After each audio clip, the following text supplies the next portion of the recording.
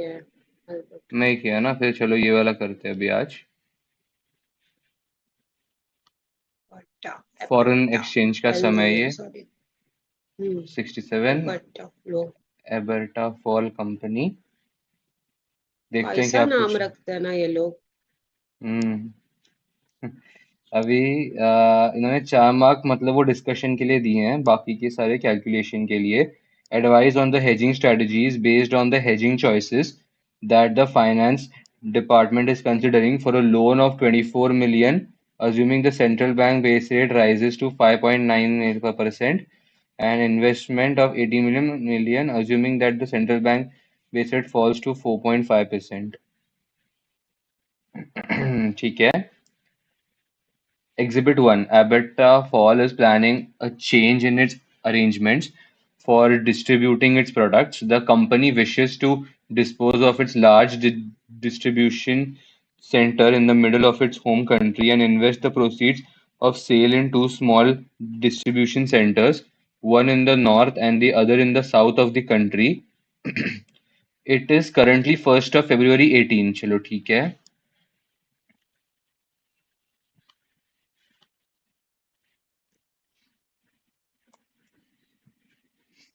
A part today 1st of February है आज।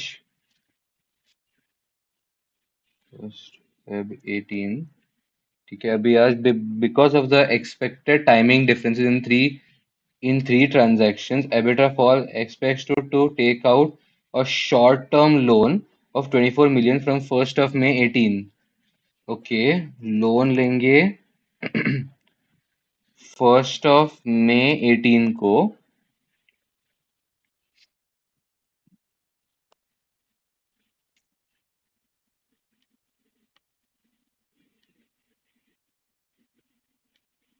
हम्म, तो फिर मैं 24 million का लूंगा लोन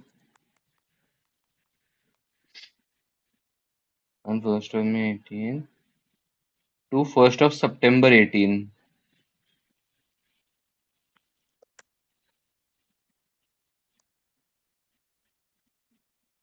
और फिर it then expects to make a short-term investment of 18 million from 1st of September 18 to 1st of February 19।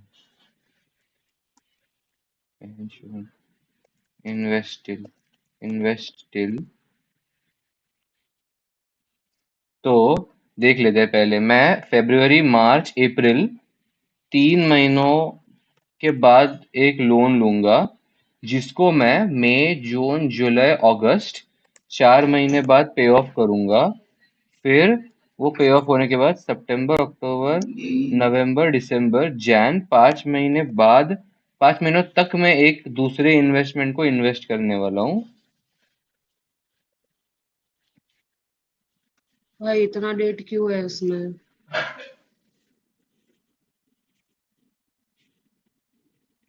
फिर जाने दो यार। फिर यहाँ पे आता है Arbitra Fall company intends to hedge interest rate risk using the derivatives. The terms offered on the derivatives are based on central bank base rate. It can be assumed that futures or options contracts are settled at the end of each month. Basis can be assumed to diminish to zero at contract maturity at the constant rate based on the monthly time intervals. It can also be assumed that there is no basis risk and there are no margin requirements. Okay, 24 million का पहले loan पहले वो कर लेते हैं फिर। First 24 million loan. Fall can borrow at a central bank base rate plus 40 basis point. At present, the central bank base rate is 5.1%. Commentators expect that the government to raise the बराबर है, ये हमने पढ़ा था। फिर Fall company's finance department intends to use forward rate agreements or futures to hedge the loan. It has already found out that using the forward rate agreement for the loan would result in a net payment of 4461.600। ठीक है, nice, which is an effective annual interest rate of 5.77%। अच्छा ठीक है, ठीक है। And 3 month future. तो चलो हमें खाली फ्यूचर्स ही करना है बेसिकली। अच्छा है, सिर्फ फ्यूचर्स करना है, मेरे को फॉरवर्ड एग्रीमेंट नहीं पसंद। फिर अभी फ्यूचर्स के लिए मेरे को क्या चाहिए, नंबर ऑफ कॉन्ट्रैक्ट्स चाहिए। वो नंबर ऑफ कॉन्ट्रैक्ट्स के लिए मेरे को चाहिए loan amount, loan amount, contract size, फिर यहाँ पे आता है लोन पीरियड, कॉन्ट्रैक्ट पीरियड। तो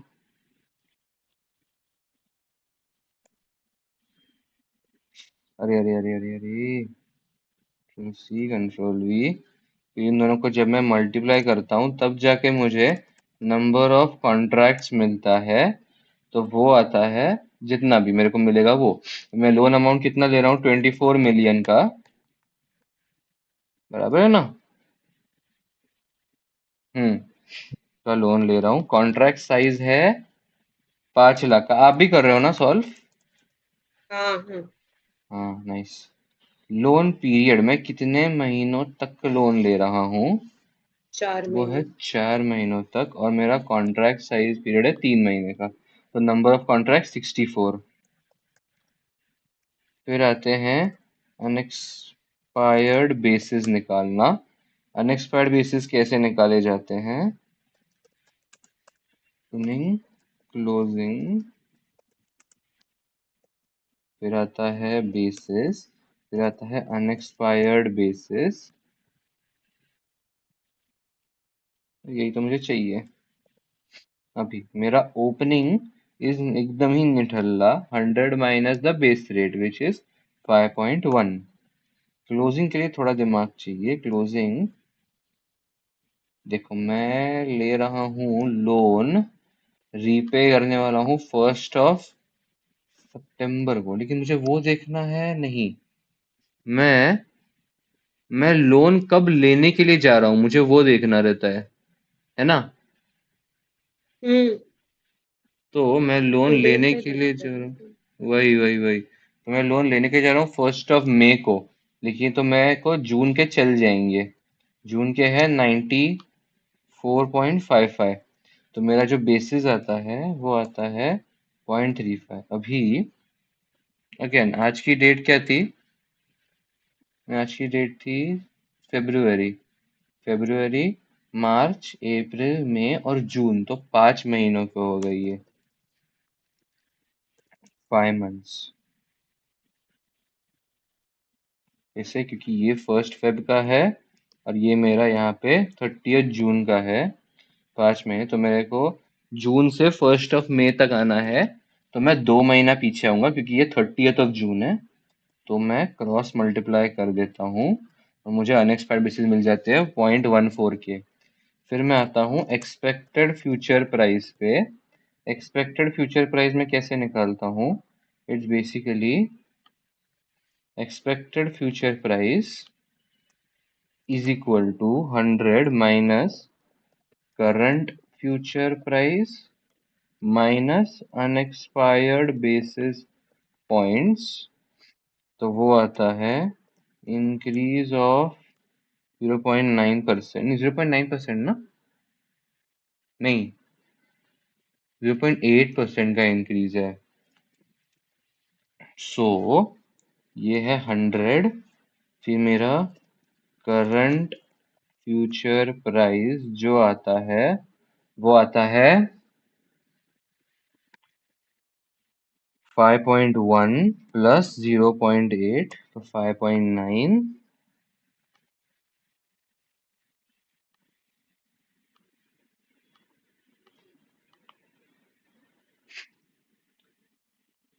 सो सॉरी गाइस, ये मीटिंग थोड़ा लैग हो गया अचानक से, मतलब बंद हो गई मेरी। यस, सो सॉरी, मेरा वो कनेक्शन जरा चला गया था। फिर यहाँ पे आता है hmm. Unexpired basis point which is 0.14। ये आ जाता है अनएक्सपायर्ड बेसिस पॉइंट्स। फिर मेरे को मेरी एक्सपेक्टेड फ्यूचर प्राइस मिल जाएगी। This is my expected future price. तो वो आती है, ये हो गया futures execution, execution, futures execution पे हम कैसे करेंगे? फ्यूचर्स एग्जीक्यूट करते टाइम हम लोग को यहाँ पे फ्यूचर्स को एग्जीक्यूट करते टाइम हमको यहाँ पे स्ट्राइक प्राइस, ठीक है, स्ट्राइक प्राइस मतलब सॉरी कॉन्ट्रैक्ट प्राइस दिया हुआ होगा, contract price, expected future price, फिर यहाँ पे आएगा इंटरेस्ट रेट टर्म्स के हिसाब से, इंटरेस्ट रेट टर्म्स के हिसाब से क्या होना चाहिए, तो होना चाहिए कॉन्ट्रैक्ट प्राइस और एक्सपेक्टेड फ्यूचर प्राइस। अगेन अभी यहाँ पे एक ही चीज़ है विच इज़ इंक्रीज, और यहाँ पे फ्यूचर्स भी एक ही है कॉन्ट्रैक्ट में।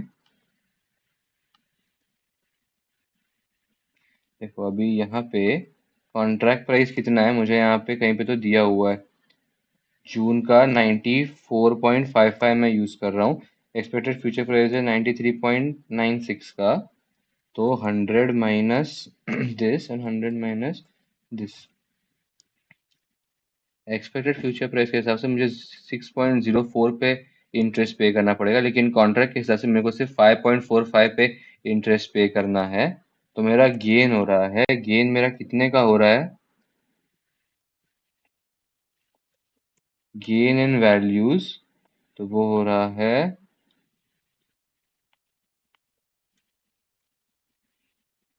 Gain this percentage into contract size into number of contracts.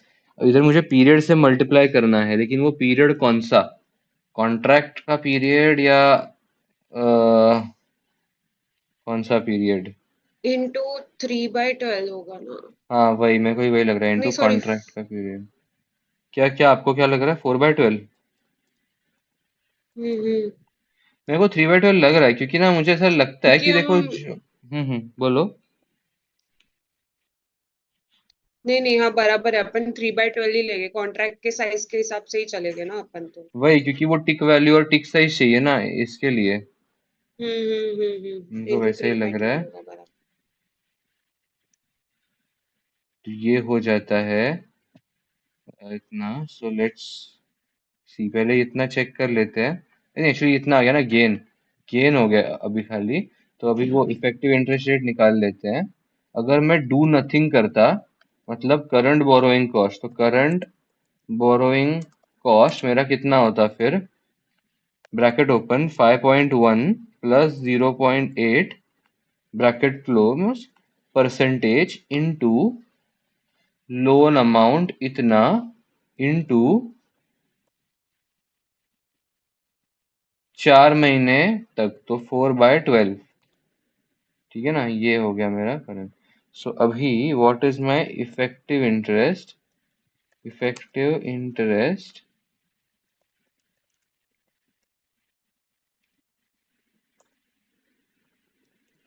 Effective interest rate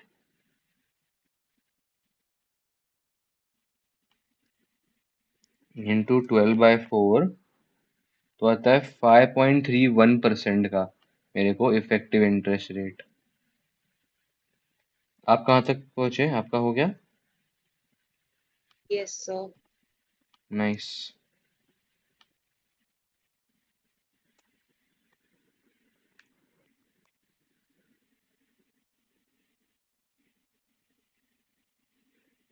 हम्म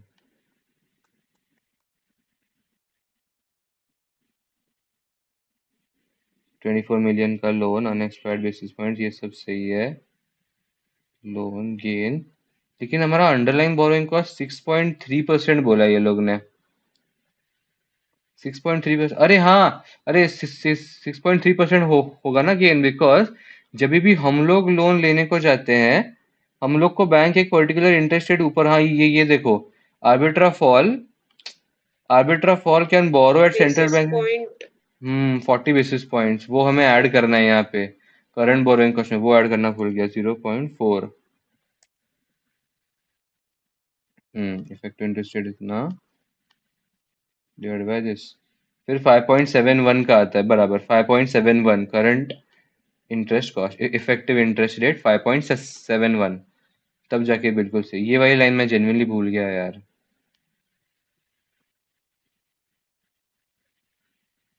ठीक है, कोई ना, आगे बढ़े। हम्म। फिलहाल मैं इसी चीज मैं को तो खुश कॉपी हूँ, मुझे पेस्ट। थोड़ा थोड़ा आ रहा है। मैं भी खुश हूँ बट यार वो एक छोटी इतनी देखो ना, इतना सिंपल पूरा सम बराबर किया, एक छोटा सा लाइन बस भूल गए।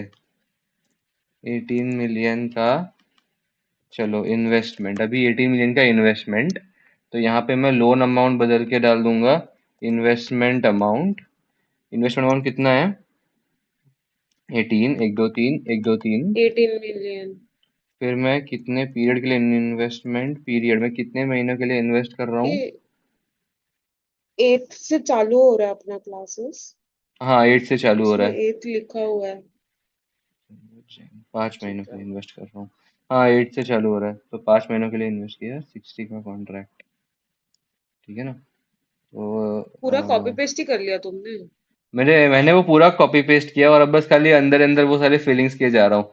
तो अब ये अनएक्सपायर्ड बेसिस पॉइंट्स, ओ अभी इसकी नाइस। तो जरूरत, इसे आगे रुक जाओ, अनएक्सपायर्ड बेसिस पॉइंट्स की जरूरत है क्या? सोचने दो। नहीं ना। बेसिस पॉइंट तो लगेगा ना पर। नहीं, मैं क्या सोच रहा हूँ पता है क्या, ये मेरे को फ्यूचर्स का प्राइस देगा ना, ये मेरे को फ्यूचर्स देगा। तो जो मेरे लिए जरूरी तो है, लेकिन मेरे खाली यहाँ पे डेट्स चेंज करने पड़ेंगे मेरे को, है ना? हम्म। तो ये थोड़ा क्वेश्चन पढ़ लेते हैं।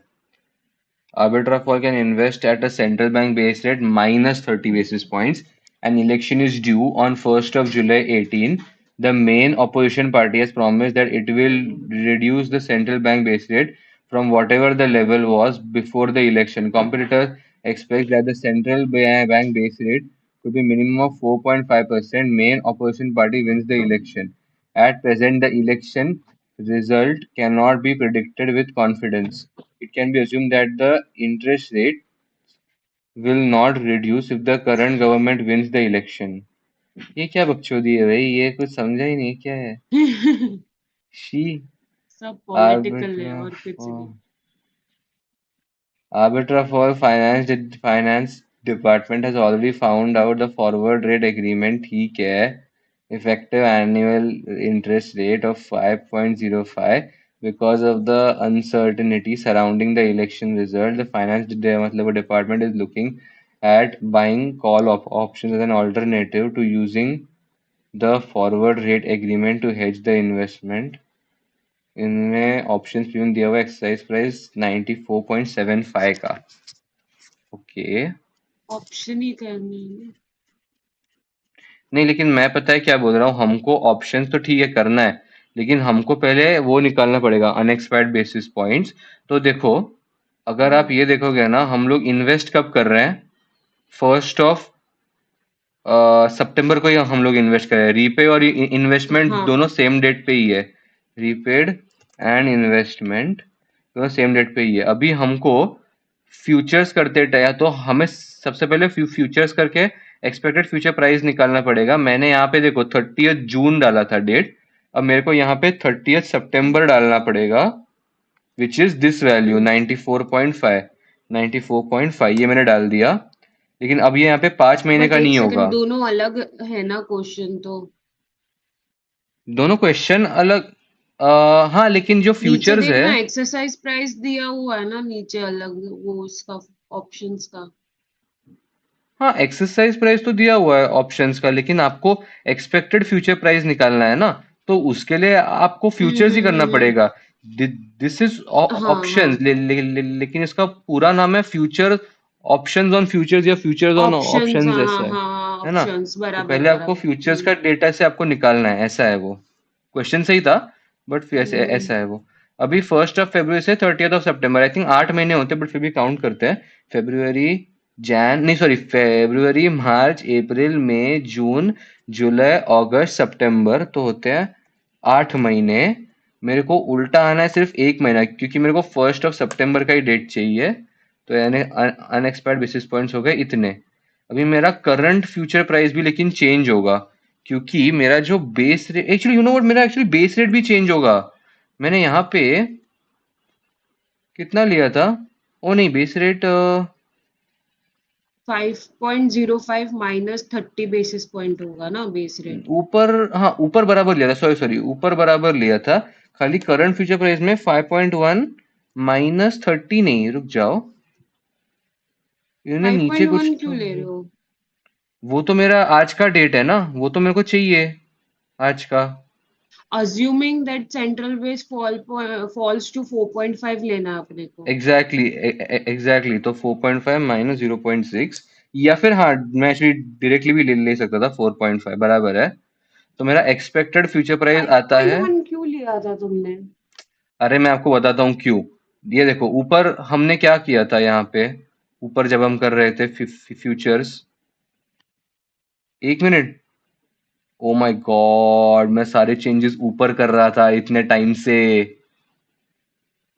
अरे वाओ साहिल वांगणकर साहब, शिट शिट शिट, रुक जा भाई रुक जा। तेरे को बताने के चक्कर में सारा ये मैंने, 30 जून ये आ गया 5.7, हाँ हो गया।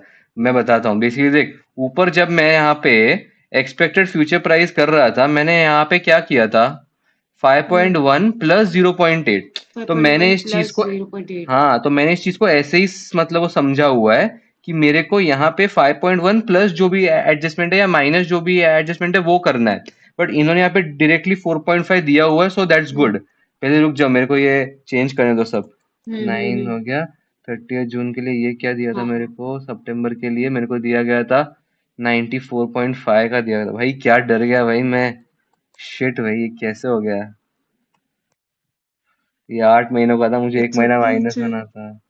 उल्टा आ गया, हाँ ठीक है, आ गया देखो, अनएक्सपायर्ड एक्सपेक्टेड फ्यूचर प्राइस ये आ गया, नंबर ऑफ कॉन्ट्रैक्ट्स फिर बराबर है, ये भी सही है ये भी सही है, ठीक है गुड। तो देखो मेरे को एक्सपेक्टेड फ्यूचर प्राइस अलग मिल गया।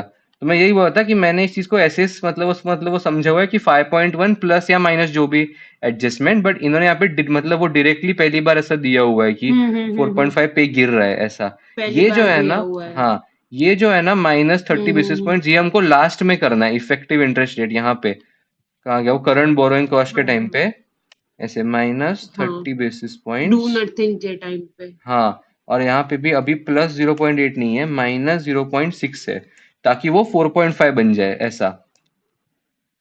तो वो एक्चुअली बहुत हम्म। कुछ चेंजेस आने वाले हैं, वो करते हैं बाद में, रुक जाओ, पहले यहाँ तक हो गया। एक्सपेक्टेड फ्यूचर प्राइस यहाँ तक हो गया। अभी अभी आता है स्ट्राइक प्राइस। यहाँ पे आएगा ऑप्शंस एग्जीक्यूशन। स्ट्राइक प्राइस कितना है मेरा, strike price, my strike price is 94.75। My expected future price is has already been changed. अभी ऑप्शंस का मेरे को प्रीमियम सबसे पहले पे करना पड़ेगा, तो ये मैं थोड़ा निकाल देता हूँ अभी के लिए, ये सब मिटा देता हूँ।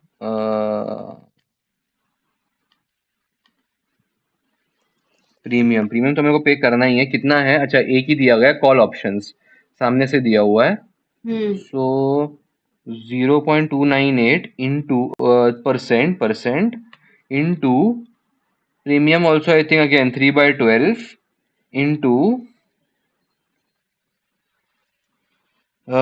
यही number of the size of the contract into number of contracts।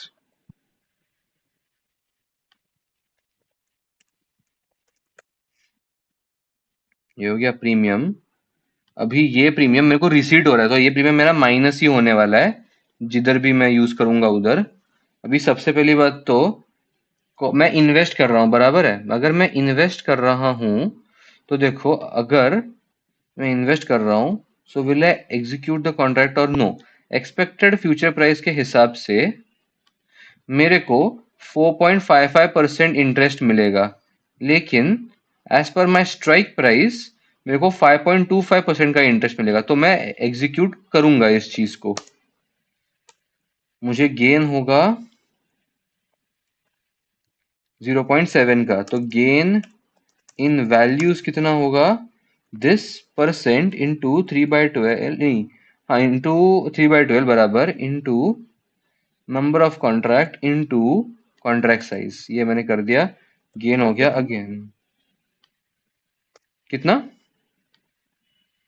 कुछ गलत हुआ मेरा फॉर्मूला, अच्छा हिल गया मेरा फॉर्मूला, ठीक है। No problem. फिर आता है अगेन डू नथिंग, मतलब वो करंट इन्वेस्टमेंट कॉस्ट अभी, तो कंट्रोल सी कंट्रोल वी, बस मैं इसका नाम करंट बोरोइंग नहीं, करंट इन्वेस्टमेंट मतलब वो रिटर्न दे दूंगा, इन्वेस्टमेंट, क्योंकि because I am investing the money. तो करंट इन्वेस्टमेंट रिटर्न मुझे कितना मिल रहा है, करंट इन्वेस्टमेंट मतलब वो रिटर्न पे ब्रैकेट ओपन। देखो मैं अगर आज लोन लेने को चाहता हूँ तो वो बैंक रेट 5.1 से 4.5 पे गिर रहा है, तो 5.1 माइनस 0.6। और जब भी मैं इंटरेस्ट लेने को जाता हूँ, सॉरी, मतलब मैं जब भी बैंक में पैसा डिपॉजिट करने को जाता हूँ, ये लोग मेरे 30 बेसिस पॉइंट्स काट देते हैं, सो -3। ये चीज हम लोग लास्ट टाइम भूल गए थे। इसका परसेंट इनटू इनटू मैं कितने पीरियड के लिए इन्वेस्ट कर रहा हूँ, 5 महीनों के लिए इन्वेस्ट कर रहा हूँ, इनटू कितने पैसे इन्वेस्ट कर रहा हूँ, द आंसर इज 18 मिलियन। तो मेरा 3,3,15,000 आता है। लेकिन अब जब मुझे इफेक्टिव इंटरेस्ट निकालना है, मैं कैसे निकालूंगा, ये मेरा इन्वेस्टमेंट का है रिटर्न विच इज गुड, इतना मुझे गेन हो रहा है विच इज अगेन गुड, लेकिन ये प्रीमियम मेरे को पे करना पड़ रहा है बाहर, तो मेरा इफेक्टिव इंटरेस्ट इतना आता है। Now effective interest is equal to 3,45,150 divided by the investment amount into 12/5, तो मेरे को आता है इफेक्टिव इंटरेस्ट रेट ऑफ 4.6%। क्या वही है? हाँ वही है, 4.6%, परफेक्ट। आपको आया? हाँ, बोलो बोलो, कुछ नया तो बोलो ना। नहीं नहीं, आया आया भाई। आया ना, ओके ठीक है, क्योंकि आपका इतना सा कॉन्फिडेंस नहीं था इसलिए मेरे को लगा।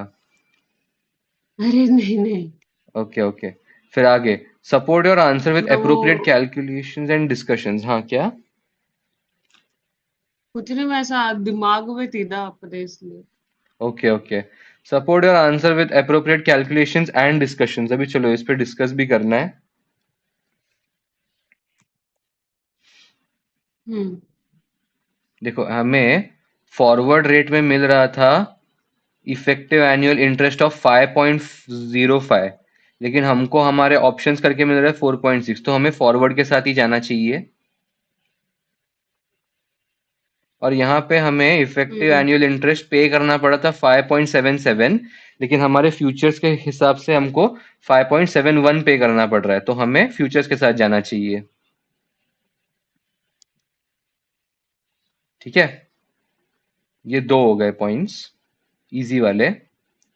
बट हमने किसी और उस पे ऐसा कैलकुलेट तो किया नहीं, मतलब खाली ये इस पे ही कंपेयर कर रहे हैं, तो एग्जाम में हम कुछ राइट और कर सकते क्या कैलकुलेट करके, मेरा question. Right right, very good. तो ये भी हम पॉइंट्स बिंदास यहाँ पे डाल सकते हैं कि the above calculations have only been taking into account of futures and forward rate agreements for loan and options and forward rate hmm agreements for investment. However, other options, other choices such as collars, swaps, options or interest rates, sorry, options on futures and futures were not taken into consideration appropriately, and thus other hedging techniques should also be considered before moving forward. ये हम बोल देंगे the the hmm cost of calculating and using the hedging techniques should not outweigh the benefits which are obtained from it, ये हम बोल देंगे। और ये कुछ तो गवर्नमेंट वगैरह के बारे में कुछ तो बोल रहे थे, या आपको समझा है क्या? हाँ, मतलब हमने क्या बेसिस पे लिया है 4.5, कि इलेक्शन में ऑपोजिट पार्टी जीत जाएगी। अभी इसमें क्या है, the main opposite party has promise that they will reduce the central bank basis rate, ठीक है। हम्म। द लेवल वाज बिफोर, अगर पार्टी जीत गई तो 4.5 होगा, नहीं तो करंट तो 5.05 है, समझा? तो ओ, ये एक अजम्पशन डाला हुआ है। तो ये मुझे एक बात बट बताओ, हाँ, ये बिकॉज यहाँ पे देखो ना, hmm it is assume that the interest rate will not be reduce if the current government win the election.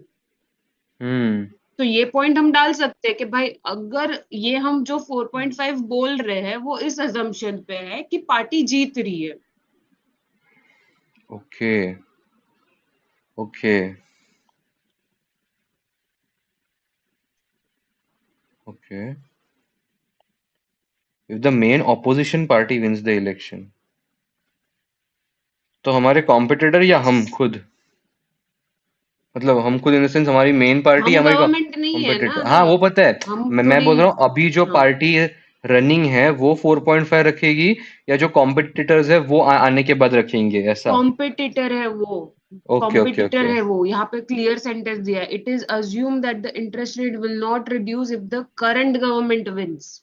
Okay okay, ये लाइन मैंने नहीं पढ़ी थी। राइट। ठीक ठीक ठीक, चलो पढ़ लेते हैं अभी। Discussion. In each case, the worst case scenario has been considered.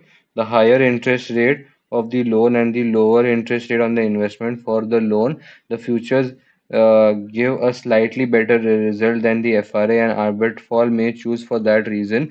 The result for the futures is dependent on the assumption that basis diminishes linearly and there is no basis risk, which may not be true in practice. The assumption that there is no margin requirement may also not be true in real life. The FRA has a theoretical risk of default as it is an over-the-counter policy, but this should be very small of the counterparty. If the counterparty is a reputable financial institution, for the investment, FRAs gives the higher guaranteed return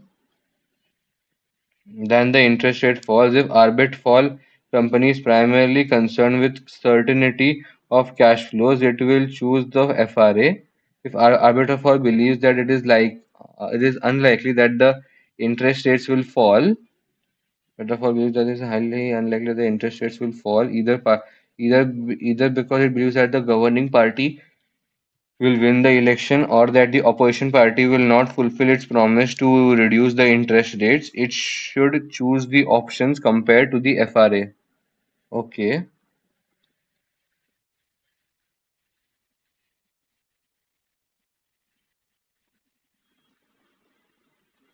तो ये इन्होंने worst case scenario assume किया हुआ है। ठीक है हम्म। कि it is highly unlikely that the interest rates will fall, ऐसा करके। ठीक हाँ, है। मतलब दोनों अजम्पशन पे ही बेस है ना अपना। हाँ बात तो सही है कि बेसिकली अगर इंटरेस्ट रेट फॉल होगा तो एक तरीके से हम्म। हम लोग ने जो इन्वेस्टमेंट किया उस पर हमको कम रिटर्न मिलेगा, इसलिए ये इन्होंने जानबूझ के यहाँ पे अज्यूम कर लिया कि इंटरेस्ट रेट फॉल होगा, और यहाँ पे 2.4 महीने के टाइम पे सोचा कि इंटरेस्ट रेट बढ़ जाएगा। ठीक है, हम्म। कोई बात नहीं। आगे discuss the queries raised by each of the directors. At the last board meeting, Arbiter Fall Company's finance director explained to the board the possible strategies for hedging the loan and investment. She has received a number of queries from directors about the plans. Director A stated that Arbiter Fall should be using derivatives as trading in derivatives. एक minute, you should not be using the derivatives as trading in the derivatives was not part of the company's normal activities. Therefore, shareholders would not expect the company to be using derivatives. Okay. Director B understood that the futures or forward rate agreements might be the best solution if the central bank base rose to 5.9% or fell down to 4.5%. However, she inquired about what happened. However, she queried what would happen if the rates did not rise as high as 5.9% or fall as low as 4.5%. Arbiter fall could possibly lose the chance of benefiting from more favorable rates than those offered by the futures or forward rate agreements. Director C stated that options should not be used to hedge the 1.8 million investment as they would never be the best choice because of their premium. The best choice would be not to hedge at all. Okay, तो अब बताओ। अभी जैसे director सी बोल रहा है, अगर अपना डू नथिंग वाला रेट करेंगे, ठीक है, हम्म। तो उसमें तो अपने को मतलब ना कुछ गेन होगा ना लॉस होगा, तो वो he is just being neutral के भाई ना, मुझे कुछ रिस्क नहीं लेना है। हम्म तो उसमें कंपनी का ज्यादा लॉस भी हो सकता है कि भाई अगर गलती से रेट बढ़ गया या कम हो गया तो। Make sense. आगे। और डायरेक्टर ए बोल रहा डेरिवेटिव यूज नहीं करने चाहिए, बट अपन डेरिवेटिव यूज नहीं करेंगे तो कैलकुलेशंस कैसे करेंगे और रिस्क मिनिमाइज कैसे डू करेंगे? नथिंग, तीनों में बेसिकली डू ऑप्शन तो अपना। नथिंग। हम्म। हम्म तो तीनों में अपना ऑप्शन तो टेक्निकली सेम ही आ रहा है कि भाई फिर अपना रिस्क मिनिमाइज कैसे होगा और अपने को मोर फेवरेबल कैसे मिलेगी। लिस्टेड है क्या हम लोग? नहीं।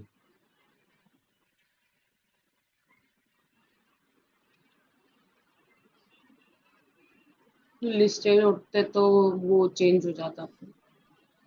हम्म, मैं बोलने वाला था कि अगर हम लोग मतलब वो थे ना लिस्टेड, तो हमारे शेयर होल्डर्स जो थे वो मोस्टली इंस्टीट्यूशनल शेयर होल्डर्स होते, और उनका पोर्टफोलियो हम्म ऑलरेडी मतलब वो डाइवर्सिफाइड रहता, तो वो लोग को फर्क नहीं पड़ता कि हम लोग ये डेरिवेटिव का रिस्क ले रहे हैं कि नहीं। ऐसा। गुड ऐसा। Point, okay. लेकिन हाँ, लेकिन ऐसा वो है नहीं, वो लिस्टेड वगैरह का कुछ पॉइंट है नहीं, तो बट वो ऐसे डाल भी नहीं बोल सकते। सकते हैं ना, शेयर होल्डर्स तो हमेशा हर जगह काफी जगह पे इन्वेस्ट करते हैं, तो हम्म उनका पोर्टफोलियो तो वैसे भी डाइवर्सिफाइड ही रहता है, तो इसके लिए तो लिस्टेड बोल नहीं बोल, ये तो कॉमन पॉइंट है ना एक वैसा, ठीक है, तो ये पॉइंट बोल देंगे। इसके बाद कि क्या? नहीं बोल सकते लिस्टेड नहीं है तो। मतलब मैं तो यूजुअली यही देखा है कि जो इंस्टीट्यूशनल शेयर होल्डर्स होते हैं उनके पोर्टफोलियोज डाइवर्सिफाइड रहते हैं। पता नहीं, ठीक है, चेक ओके। करते बाद में। अभी के तो ये है, hmm. Director be understood that futures और forward rate agreements might be best solution, rose or fell, however queried would happen however she queried what would happen if the rates did not rise as high as 5.9 and fall as low as 4.5, तो gain ही होगा ना। अच्छा हाँ, बराबर है, तो gain होगा, लेकिन हम लोग ऑलरेडी जो है इस पे आ चुके हैं फ्यूचर्स पे, तो हम्म 4.5 अगर हो गया, अगर लो हो गया बेसिकली, अगर उतना ज्यादा नहीं गिरा 4.5, तो हमारे पास ऑप्शंस की वजह से तो वो वेस्ट हो आ, जाएगा, हाँ। हाँ, तो हमने प्रीमियम का कॉस्ट तो चला गया, लेकिन हमारे पास हमेशा वो एक चॉइस रहेगा, ऑप्शन रहेगा कि भाई वी कैन, मतलब वो क्या बोलते हैं, we can use the market rate, ऐसा, and lapse the hmm contract और द स्ट्राइक प्राइस, ये हमारे पास रहेगा। But yes, she is absolutely right कि जो फ्यूचर्स है वो तो वेस्ट हो जाएगा, मतलब वो हमें 5.9% पे ही आना पड़ेगा, and the company would have to do a loss. Hmm इसीलिए मुझे लगता है प्रिडिक्टिंग बहुत अच्छे से करनी पड़ेगी, ये हम बोल सकते हैं। हम्म देखो हाँ, हमको सिर्फ मतलब वो डिस्कस करना है, हमको कुछ ये सजेशन नहीं देना है, इवैल्यूएट नहीं करना है कि यही बराबर नहीं है, ऐसा नहीं है, ये करो वो करो, कुछ नहीं, बस डिस्कस ही करना है। हम्म पहले पॉइंट में ये बोल देंगे कि if directors believe that by taking और नॉट टेकिंग द और सॉरी बाय यूजिंग और not using the derivatives is the companies, क्या बोलते हैं, is company is able to maximise the wealth of the shareholders, then they should, use the derivatives. But if they are not confident about the use of derivatives and feel that it would impact upon the shareholders wealth, then the derivative usage should be avoided, ऐसा बोल सकते हैं। ठीक है। ठीक है ना, ये हम बोल सकते हैं।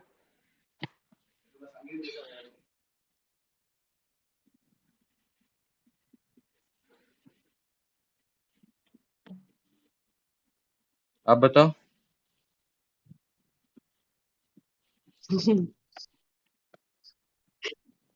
बिल्कुल नहीं समझ रहा, आंसर देखे क्या? हाँ चलेगा, आंसर देख लेते हैं। मतलब इतना डिस्कस तो किया और कुछ समझ नहीं रहा मेरे को बस। पढ़ो ना ये थोड़ा। Okay.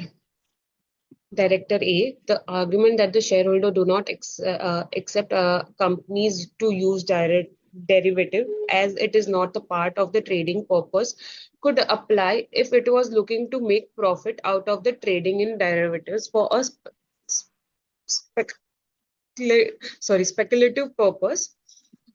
Shareholder might question the trading of for these reason and whether use derivative was increasing the risk level they faced. However, that it is not the case here. In these circumstances, derivatives are being used for hedging purpose to limit the risk to the cash flow the company faces. It could be argued that the shareholder would accept the company to make a reasonable step to manage risk, particularly as a level and the direction of the risk movement are quite uncertain at present. If the risks are not hedged, company could lose out doubtably, Dabali. having to pay. Oh, sorry, doubly having to pay more interest and receive less interest than if it could if it took a step to hedge. Company will also generally wish to limit uncertainty when it is when it is budgeting using the derivative limits. How much actual payment or a receipt could vary from the budget figures, whereas hmm. the maximum possible variations from the budgeted figure is the derivatives are not used as if derivatives are not used as uncertain and could be large. Okay, ये तो क्या था ये, totally क्या था ये? Opposite है discussion. मतलब अपन डेरिवेटिव यूज करते हैं हेजिंग पर्पस के लिए। हम्म। क्या दोस्त, रोबोटिक आवाज आ रहा है तेरा। Okay okay. Hello.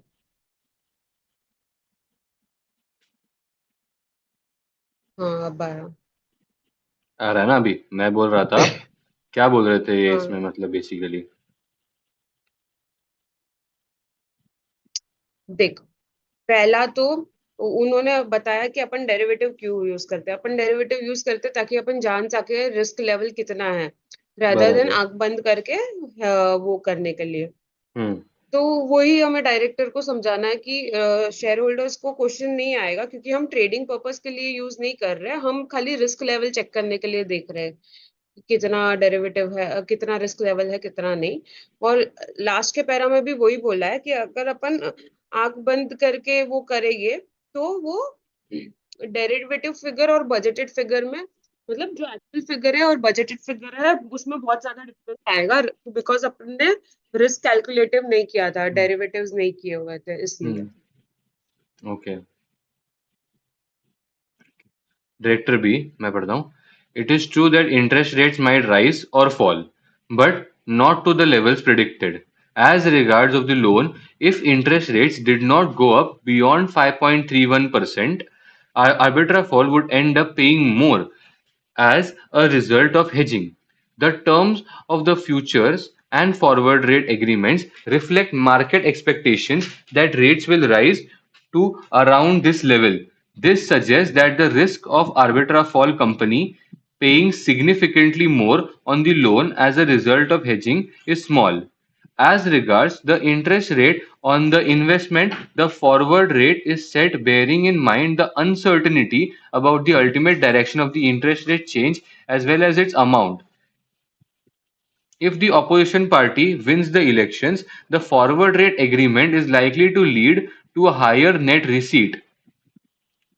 If the opposition party wins the election, the forward rate agreement is likely to lead to a higher net receipt. Receiving 5.05 would imply an offer rate of 5.35 on the forward rate agreement when the opposition party is planning to reduce the central bank base rate below 5.1. बराबर, मतलब ये कम होने के लिए basically the central government would have increased the base rate above 5.35 for the forward rate agreement to be less profitable than not hedging. Okay.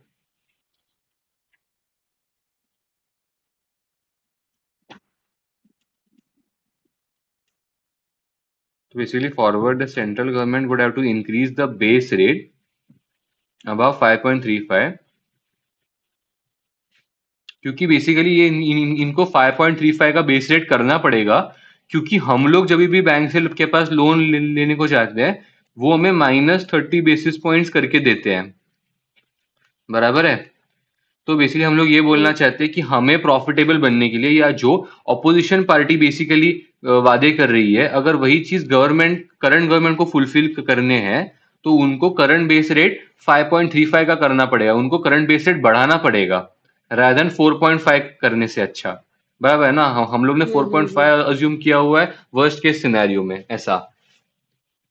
अभी Director C. Although not evaluated here, if the central bank base rate rose to 5.9%, options would not be exercised. In this situation, options would represent a less profitable choice than not hedging because of the premium paid. Although not evaluated here, if the central bank base rate rose to 5.9%, options would not be exercised. In this situation, the options would represent a less profitable choice than not hedging because of the premium paid. बराबर है, मतलब premium की वजह से हमारा ज्यादातर खर्चा हो रहा है. Options would be very better choice than not hedging if they were exercised. And the हाँ ये देखो, if the central bank base rate fell below 4.9%, meaning interest received was below 4.6, हमें ऑप्शंस यूज करके वो लोग ने इनडायरेक्टली निकाला 4.6 मिल रहा था, बट ये लोग बोल रहे कि अगर सेंट्रल बैंक रेट 4.9% के नीचे गिर गया तो हमारे लिए ऑप्शंस बेस्ट है. This would imply that the opposition party had won the election and fulfilled its promise to reduce the interest rates. However, if the central bank rate fell to such an extent that options were exercised, the forward rate agreement would give a higher effective annual interest rate than options. Okay. The forward rate agreement would give a higher effective, जो फिलहाल basically हो रहा है, हमें forward rate ज्यादा effective interest rate दे रहा है. Therefore, it is true from its investments perspective that options would never be the best solution, whatever the change in the interest rates. ठीक है.